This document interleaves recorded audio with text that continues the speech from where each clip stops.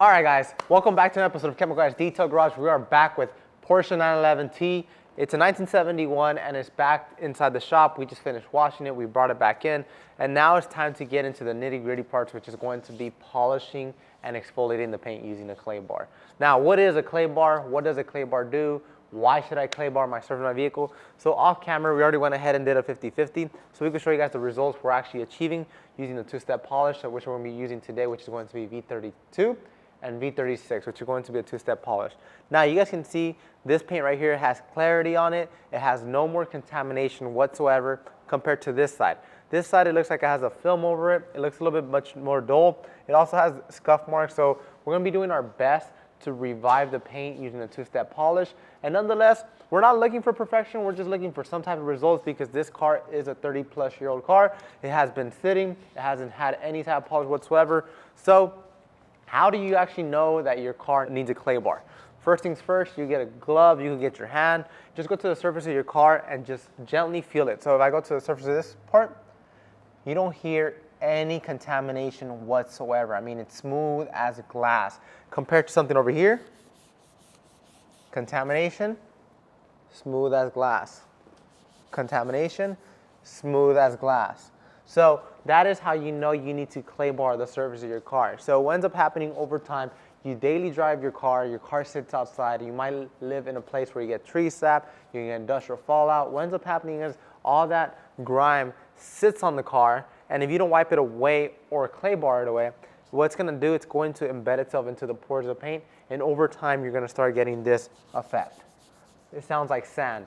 Now, should you polish when you have contamination? The answer is no. You always want to clay bar before anything, because if you do not clay bar the surface of the car, what ends up happening whenever you're polishing, you're just going to be simply pushing all that contamination further down, and then you're going to be getting more scratches, more swirls, and nonetheless the correction's not going to be there.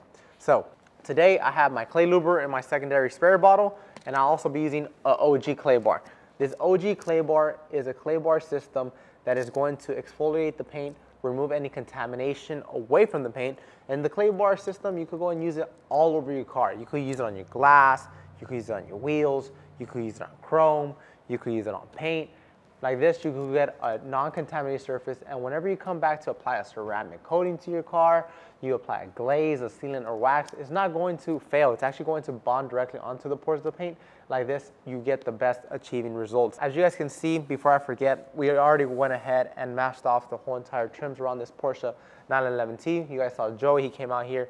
You will be seeing his face throughout this video because it's a big project, so we're doing our best to revive the paint fast and easy. So I'll get my secondary spray bottle. You'll go to the surface you're working on, and I'll spray some clay luber throughout the surface. And then I'll get my clay bar. I'll knead it out into a patty, a 3-width finger, spray some onto my bar, and now I'll go to the surface and I'll start removing all the contamination away from the paint.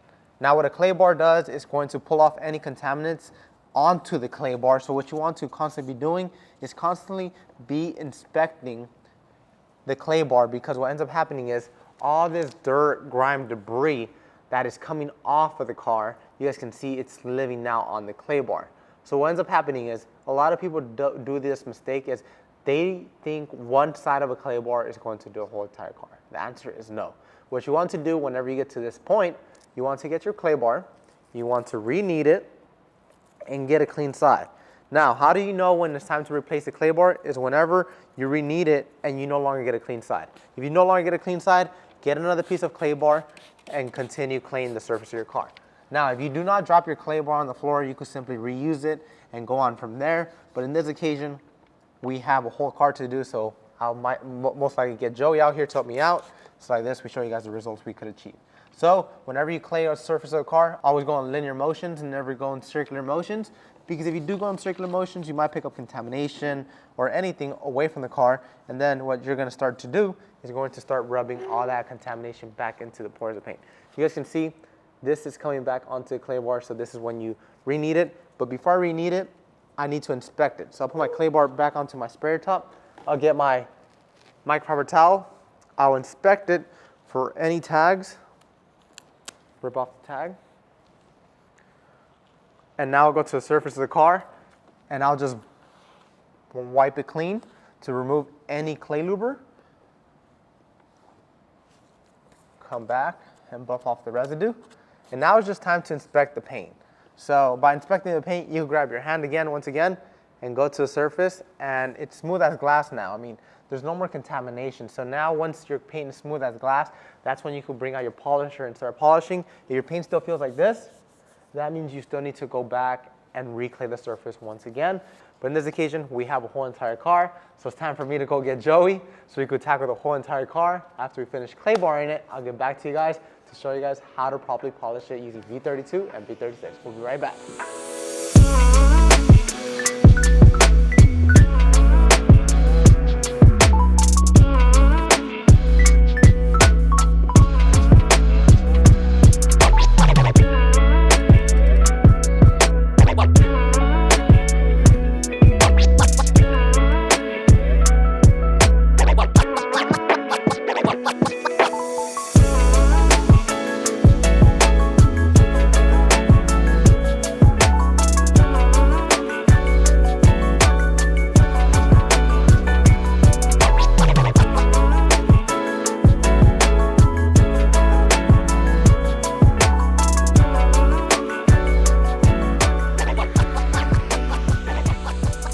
All right, guys, so we just finished clay barring the whole entire car. The car is now contaminant free. I mean, there's no more contamination whatsoever sitting on the car as of right now. So let's just do a quick recap. We started off with the wash, then we went with our OG clay bar and clay luber to get these results. Now, I mean, these results have to be done before you get into polishing. The reason why is because you're going to be using a dual action polisher or a rotary polisher at home whenever you're polishing your ride. And what ends up happening is if I was just going to go straight into the paintwork with contamination sitting on the paintwork, I'm going to be pushing all that contamination deeper into the paint, causing more scratches and swirls. Now, the clay bar did a wonderful job at removing any contamination away from the paint. But one thing I did not remove was this dullness, this haziness. This is when a polish comes into play. Now, a polish can consider of one single product or a multi-polish job. Like this, you do a compound and polish. A compound, which I'll be using today, is going to be V32. V32 is an extreme heavy-duty cutting compound. I'm going with a heavy-duty compound because I already did a test spot and the results are wonderful. In this occasion, if you are working at home on your car, I recommend you start off light, then go heavy, because you can never go back. So if your car is very delicate, especially this Porsche 911T, it's very delicate. It's a 1971. There is chips around the paint, so we're going to be extra careful when we're polishing this ride. So what you want to do is pick up your product. In this occasion, I got V32. I'm going to shake it all up. I'll open up the spout. Now I'll go to the surface of my pad. Add 5 dime-sized drops of product onto your pad. Now in this occasion, I am using the orange heavy-duty cutting pad. This is a medium to heavy cutting pad.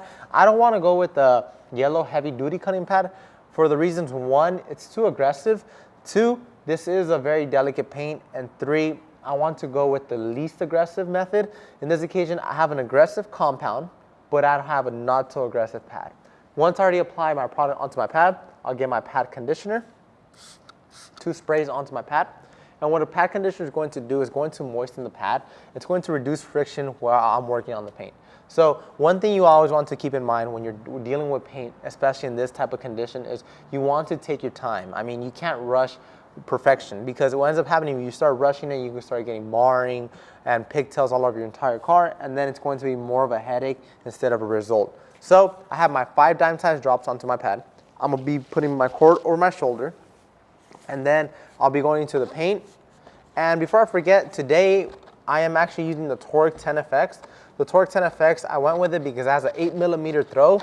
It's a powerful machine to cut through contamination, scratches, and swirls and get perfect results. I mean, beginners, car enthusiasts, and professional detailers love using this polisher, so I love using it as well. It also has a digital reading to it. So speed setting 1 is going to be 15. Speed setting 6 is going to be 40. So on speed setting 1, I'm just going to work in the product to spread it out, so it won't splatter onto myself. So on speed setting 1, I'll turn on the machine on the paint, and I'll just spread it out.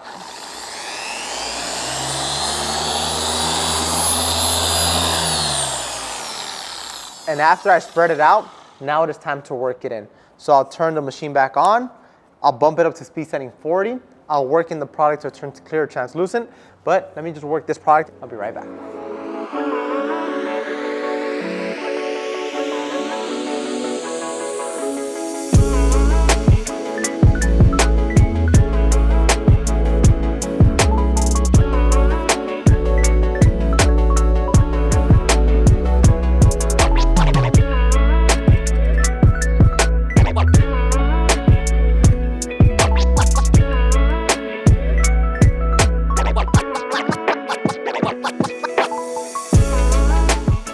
Alright guys, so we just finished polishing out this door panel using V32, our Torque 10 FX, and our orange polishing pad. Now just get a microfiber towel just to buff off any residue, and I mean, wow. The results are night and day different. I mean, if you guys just come very close, you guys can see how this still looks dull compared to this looks like a frosty white. I mean, I personally don't know the paint color name of this Porsche, but the contamination is no longer there, the dullness is not there, and nonetheless, the shine is back. But now it's time for me to go get Joey so we can polish out the whole entire car, and then I'll show you guys our next step on this detail, which is going to be polishing it out using our Torque 10 FX, our white light duty cutting pad, and our V36 polish to bring back the shine and reflection even more. We'll be right back.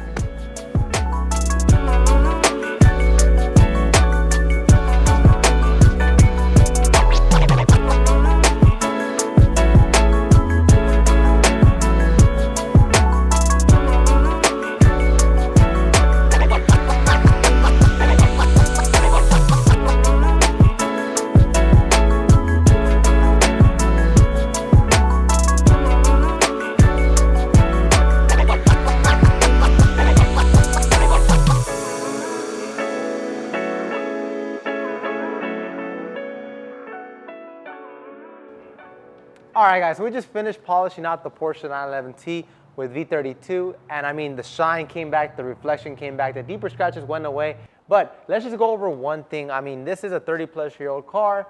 The paint is not going to come back 100% with 0 scratches and swirls, but any type of results that I get, especially these results, I am happy with whatsoever. It's a very delicate paint, 30-plus years. It's been sitting in the barn. You guys have seen pictures from our previous video of how it's actually just sitting uncleaned, untouched. It only has 12,000 miles. But now the next step to bring out the more lustrous, more shine, more reflection is going to be hitting it with our V36 polish and our white light polishing pad. Now V36 polish is going to almost act like a finishing polish. It's going to restore more shine, more reflection after V32.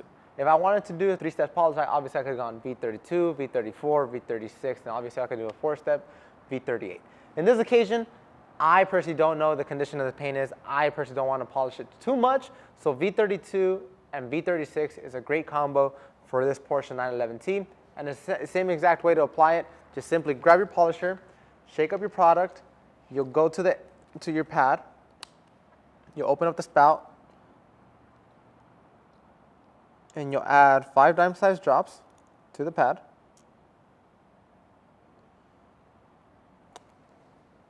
You'll still grab your pad conditioner, spray some onto the pad just to moisten it and reduce friction. And now you're just going to be doing the same exact process as you did before. You'll put the cord over your shoulder, you'll go to the area you're working on, you'll blotch it out,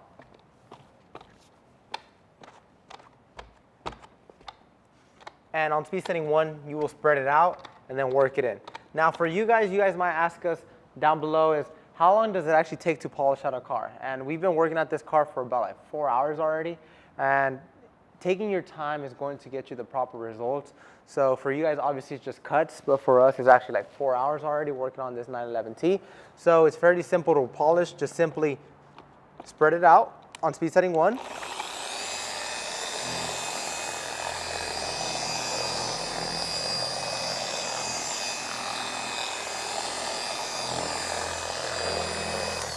And after it's spread out, you would want to turn the machine back on, bump it up to 40, start working it in until it turns clear, translucent. But it's time for you guys to sit back, relax, enjoy more shine, more reflection, and nonetheless, I'm sorry, Joey, you're coming back on screen. We'll see you guys after the results are completely done.